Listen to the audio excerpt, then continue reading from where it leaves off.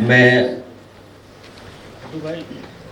अयोध्या से आए हुए हम अपने सभी किसानों का धन्यवाद और आभार प्रकट करते हैं। साथ ही साथ हम सभी लोग बहुत आभारी भी हैं उनके कि इन परिस्थितियों में जहां सरकार समय समय पर डराती है,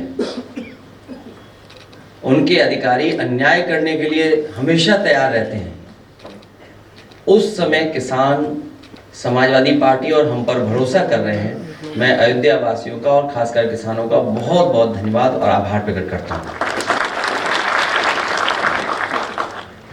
अभी जब बात शुरू हुई तो ये कहा गया कि ये भारतीय जनता पार्टी के भी कार्यकर्ता रहे हैं और आज इनके साथ भी अन्याय हो रहा है।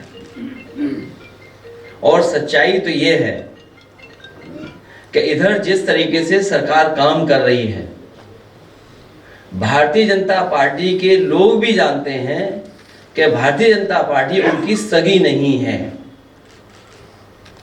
इधर जिस तरीके से भारतीय जनता पार्टी फैसले ले रही है, काम कर रही है, भारतीय जनता पार्टी के लोग भी ये महसूस कर रहे हैं कि भारतीय जनता पार्टी उनकी सगी नहीं है।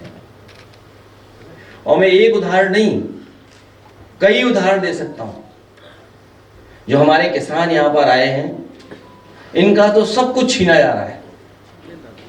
दादा परदादा से वर्षों से ये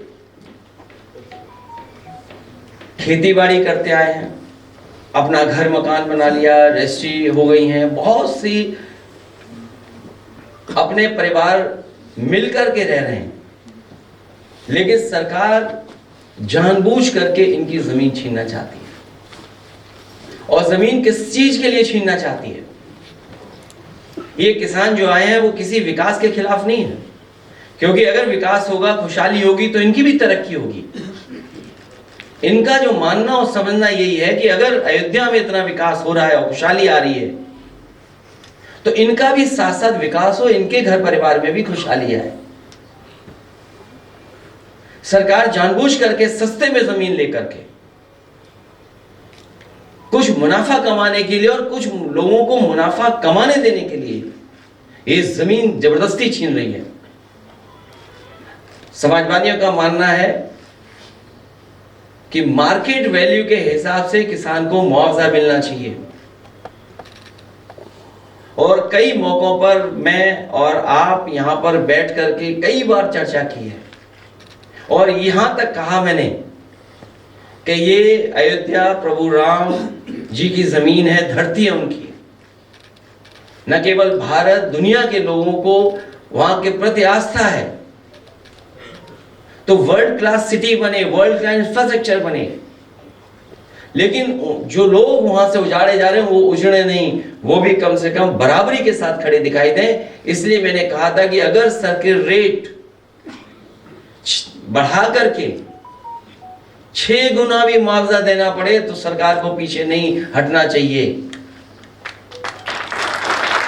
मैं आज फिर दोहराता हूं, जिस समय किसान एयरपोर्ट को लेकर के, अपनी जमीन को लेकर के आए थे, कि वो वहां खिलाफ नहीं थे विकास के, या समय समय पर जो हमसे मिले हैं, जिनकी जमीनें जा रही हैं, मैंने उनसे भी आश्वासन दिया था। फिर कहता हूं मैं कि इस सरकार से मांग है हमारी कि सर्किट रेट बढ़ा करके 6 गुना मुआवजा मिलना चाहिए। जो मार्केट वैल्यू है उसके हिसाब से उनका मुआवजा मिलना चाहिए। और अगर ये सरकार नहीं देती है, जब कभी भी समाजवादी सरकार बनेगी, तो अयोध्या निवासियों को इसी तरीके से सर्किट रेट बढ़ा करके मार्केट वैल्यू के बराबर उनको मुआवजा दिलाने का काम करेंगे। आखिरकार सरकार को किस बात का नुकसान हो रहा है? जहां आश्रम बनने चाहिए वहां होटल बनाना चाहते हैं। ये बात तो किसी को समझ में नहीं आ रही। अच्छे आश्रम बने, अच्छे रुकने का स्थान बने, धर्मशाला बने, वर्ल्ड क्लास इंफ्रास्ट्रक्चर के साथ चीजें बने, लेकिन अखबारों में विज्ञापन हम लोगों ने भी पढ़ा था कि 5 स्टार होटल बनेंगे। बीजेपी के लोग तो 5 स्टार होटल के खिलाफ थे। उस संस्कृति के खिलाफ थे। कम से कम बीजेपी के लोग ये बताएं कि 5 स्टार बनने के लिए उसमें बार होना जरूरी है कि नहीं जरूरी है, ये बता दे बस बीजेपी के लोग। बीजेपी के लोगों ने कहा, और बीजेपी के लोग बताएं ये बात, सरकार के लोग बताएं कि जो 5 स्टार होटलों के लिए जमीन दे रहे हैं, क्या 5 स्टार होटल उसको माना जाएगा जिसमें बाढ़ नहीं होगा? और हमने वो तस्वीरें देखी हैं, वो पानी का माँ गंगा पर वो चलता जहाज देखा हम लोगों ने, जिसको कभी किसी स्टार की कैटेगरी में रखा गया था। उसमें हमने सबने तस्वीर देखी थी बाढ़ की। तो ये सरकार बताइए आखिरकार किस दिशा में ले जाना चाहती है? हमारी समाजवादियों की मांग है कि विकास के खिलाफ नहीं है।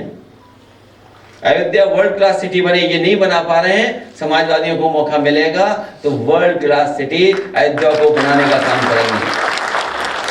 और समाजवादियों ने जो भी काम किए हैं आपको सब पता है, एक एक चीज वर्ल्ड क्लास है।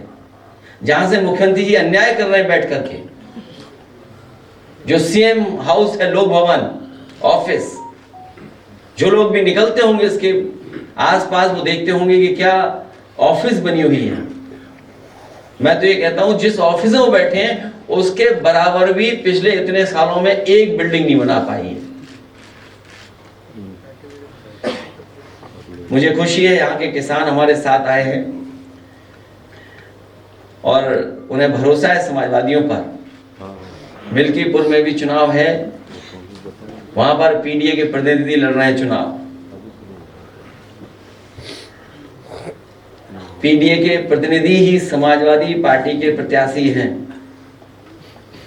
और उत्तर प्रदेश का, देश का सबसे बड़ा उपचुनाव होने जा रहा है।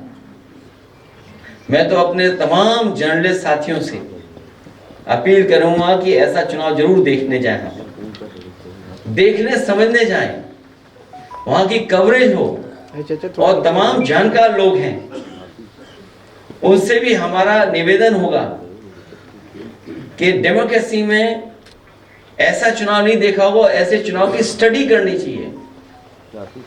ऐसे चुनाव की स्टडी हो कि आखिरकार चुनाव में जनता कैसे फैसला लेती है। और हम सरकार से भी कहेंगे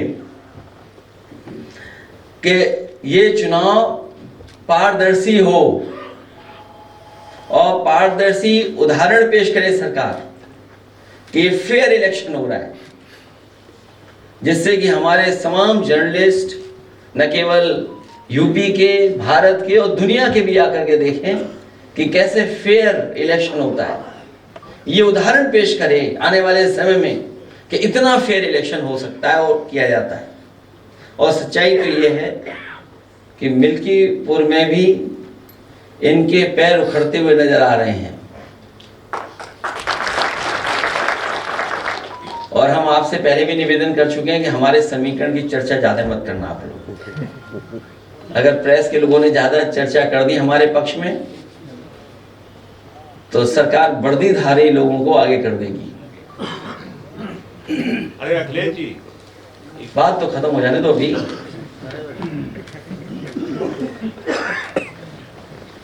और भाजपा को हराने के लिए हमारे किसान तो हैं ही तैयार, भाजपा को हराने के लिए व्यापारी भी तैयार हैं, भाजपा को हराने के लिए युवा भी तैयार हैं, भाजपा को हराने के लिए महिलाएं भी, बहनें भी तैयार हैं।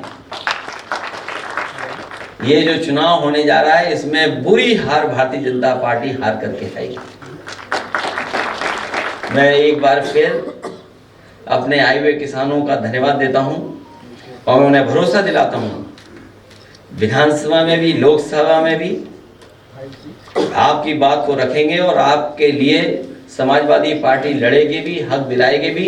और आने वाले समय में सरकार बनेगी तो सर्किट रेट बढ़ा करके आपको मुआवजा दिलाने का काम हम सब लोग मिलकर के करेंगे। अगर जिस तरह लगातार अयोध्या के मामले पर कॉन्फ्रेंस हो रही, लगातार आप सवाल उठा रहे हैं कि जमीनों का अधिग्रहण किया जा रहा है, उसके बावजूद सरकार सुनने को तैयार नहीं है। तो क्या समाजवादी पार्टी के कार्यकर्ता और समाजवादी पार्टी के नेता फ्रंट पे भी उतर के इसके खिलाफ लड़ाई लड़ेंगे? कई बार सुधार आता है फिर बिगड़ जाती है बीजेपी। जब यहाँ पर बातचीत आपसे होती है तो सुधार आता है और फिर बिगड़ जाते हैं। और इससे महत्वपूर्ण सवाल हमारे पत्रकार साथी को ये पूछना चाहिए और बताना चाहिए जनता को भी कि आखिरकार सब रजिस्ट्रियां बीजेपी वालों में कैसे हो रही हैं। लोग कह रहे थे कि आप गंगा नहाने कब जाएंगे, और आप गंगा नहाने गए भी, और उसकी एक तस्वीर आपने वायरल की जो लाखों लोगों ने देखी उस तस्वीर को, जो आप चेन पकड़ के हैं, उसको लोग देख के विरोधी जो है ठंडे बस्ते में चले गए और कह रहे हैं कि यार द मोस्ट हैंडसम पॉलिटिशियन। मैं अपने साथी का धन्यवाद देता हूँ और मुझे अच्छा लगता है कि सबसे पहले सवाल आप ही और सबसे अच्छा सवाल आप ही पूछते हो। अब मुझे तो ये लगता है कि मुख्यमंत्री जी को 2 डिप्टी सीएम हाथ पकड़ करके ले जाकर के डुबकी लगवाएंगे। सर लेकिन वो फिटनेस का राज बता दीजिए, बाकी युवा उसको फॉलो कर सके। ये चर्चा का आज समय नहीं है, लेकिन अपने पत्रकारी साथियों को फिर कभी बुलाएंगे और हम लोग इन्हीं सब बातों पे मिल बैठ करके करेंगे। कुछ हम बताएंगे, कुछ आपसे हम लोग सीखेंगे। वो बात पुरानी होगी, फिर जाएंगे। सर दक्षिणांचल और पूर्वांचल डिस्कॉम को विद्युत का आदेश, हम लोग इसके पक्ष में नहीं कि प्राइवेटाइज हो, इस पक्ष में नहीं, क्योंकि प्राइवेटाइज हो जाएगा तो हमारी जनता को फिर महंगा बिजली और तमाम सरकारी नौकरियां, जो बात हम लोग कहते थे संविधान के साथ खिलवाड़ हो रही है। संविधान में मोटी मोटी बात जो हम सब आप समझते हैं कि संविधान के तहत ही हमें आरक्षण मिला है, और जब प्राइवेट हो जाएगी चीज तो आरक्षण नहीं मिलेगा, आपको नौकरी नहीं मिलेगी। तो संविधान में जो हमें हक अधिकार मिलता है उसके खिलाफ भारतीय जनता पार्टी काम करती है। अगर प्राइवेटाइजेशन हो रहा है और पक्की नौकरियां छीनी जा रही, तो इसका मतलब यह है कि बाबा साहब भीमराव अम्बेडकर जी का दिया हुआ संविधान के साथ छिड़कानी हो रही है। बीजेपी के वो पासवान है और कहा जा रहा है कि गुजरात में उनका कारोबार है, टिकट दिल्ली से हुआ है, बाहरी वर्सेस लोकल की लड़ाई है। मेरा तो एक ही निवेदन और अपील रहेगा कि गुजरात वालों से बच के रहना। इसमें कोई दो राय नहीं, जितना समाजवादी के शासन में उत्तर प्रदेश के अंदर कार्य हुआ है और जितना देखा ये गया है कि समाजवादी ने जो काम किए हैं आस्था दी थी, लेकिन क्या वजह रही लगातार पिछले 2 बार समाजवादी बैकफुट पे रही, इसकी वजह क्या रही इतने काम कराने के बावजूद? ये भी अभी सवाल जाने कहाँ का है। हम अपने पत्रकार साथी को बता दें कि जब हालांकि हमारे किसान और सभी लोग आए हैं, जब यहाँ पर सब स्टेशन के लिए जमीन लेनी थी घंटाघर के पास, तो क्योंकि जो घंटाघर के आसपास का सौंदर्यीकरण था तो वो सब स्टेशन नहीं हटता तो स्पेस नहीं बन रहा था, एरिया नहीं निकल रहा था। तो समाजवादी पार्टी की सरकार में हम लोगों ने फैसला लिया था कि सब स्टेशन हटाया जाए, और जब सब स्टेशन हटाने का फैसला लिया गया तो जमीन वहां नहीं थी। और मेरे पास कई बार अधिकारी आए, उन्होंने कहा सब स्टेशन मत हटाइए क्योंकि सरकार का पैसा चला जाएगा अगर आप जमीन दूसरी लेंगे। कई बार वो फाइल वापस करना चाहते हैं कि सब स्टेशन नहीं हटे, और इसी के सहारे उन्होंने हमारे एक एमएलसी को भी मना लिया था, पटा लिया था। सर उससे भी हमसे कहलवाते थे कि ऐसा है सब स्टेशन मत हटा, ये बन नहीं पाएगा। उस समय भी मैंने अधिकारियों से कहा कि ये जरूरी है, जब तक सब स्टेशन नहीं हटेगा तब तक यहाँ सुंदरता नहीं बनेगी। तो आपको मैं जानकारी दे दूं, उस समय जो मार्केट वैल्यू थी उसके हिसाब से उसे मुआवजा दिया गया था। वो कोई रस्तोगी थे, शायद उन्हें 37 करोड़ रुपया उसका मुआवजा मिला था। सर एक सवाल सोचिए आप, 37 करोड़, और बहुत 1 एकड़ जमीन रही होगी या 2 एकड़ जमीन रही होगी, वो अभी मुझे मेजरमेंट्स नहीं पता है, लेकिन उतनी जमीन के सरकार के खजाने से पैसा दिया गया। सवाल ये है कि अयोध्या में वर्ल्ड क्लास सिटी बने, और बीजेपी के लोग ये तो कहते थे वेटिकन सिटी बनाएंगे, उससे बेहतर सिटी बनाएंगे। अरे बीजेपी वालों जरा गूगल करके तो देखो वेटिकन सिटी दिखती कैसी है। अगर उसके हिसाब से अगर तुमने 1 इंच भी बनाया हो अयोध्या में कहीं तो बता दो मैं आप। उन गरीबों को आप मार रहे हो, किसानों की जमीन छीन रहे हो, जिनका जीवन यहाँ पर सदियों से वही होता आया है। इन्हें भगवान प्रभु श्री राम भी छोड़ेंगे नहीं, इनके खिलाफ भी भगवान श्री राम जी कुछ न कुछ करेंगे। जो गरीबों को दुख दे रहे हैं।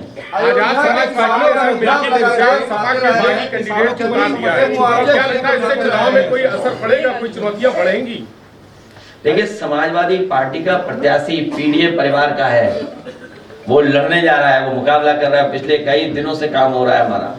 अध्यक्ष जी, ऐतिहासिक जीत होने जा रही है। बस हमारा आपसे निवेदन है, हमारे समीकरण की आप चर्चा करते हो कई बार, अखिलेश जी, हमें चैनल पर डर लगने लगता है। पर अभी के समीकरण को मिल्कीपुर में भाजपा अपनाती दिख रही है, वर्ग भी वही। हमारे ही रास्ते पर भारतीय जनता पार्टी चलेगी, उस पर दूसरा कोई रास्ता नहीं है।